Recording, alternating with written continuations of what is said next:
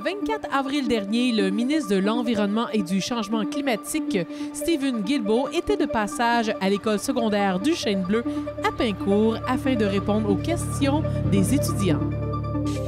Alors, on a réussi à se démarquer au niveau des valeurs de l'environnement.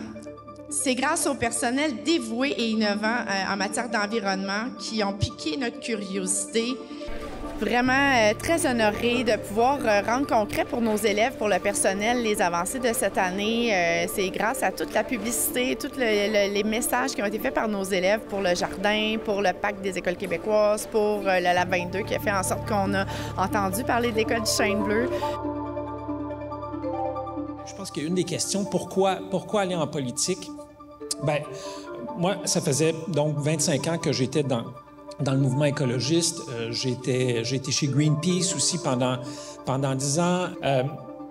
Mais après 25 ans de militantisme, je me disais que c'était peut-être le moment pour moi de passer à autre chose, d'essayer de continuer à travailler, à protéger l'environnement, mais en politique. Conduisez-vous une voiture électrique? Si oui, laquelle? Moi, j'ai pas d'auto.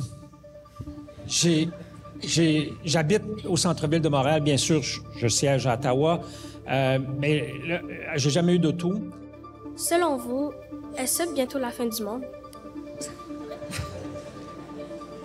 C'est une bonne question, Steven.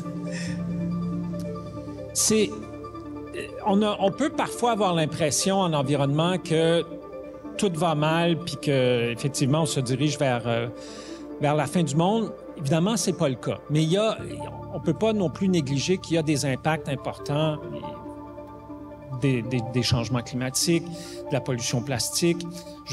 Et le problème en environnement, c'est que détruire l'environnement, ça va très vite. Reconstruire, rebâtir, ça prend du temps. Mais Peter et moi, tout à l'heure, on était avec le maire de Vaudreuil et d'autres gens de la ville de Vaudreuil. La ville de Vaudreuil a planté 10 000 arbres cette année, au cours de la dernière année.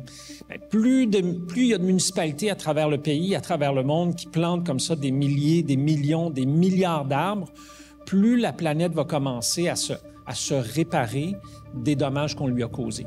Est-ce que vous avez un conseil pour la jeunesse de la région du Chêne Bleu? Bien, lâchez pas.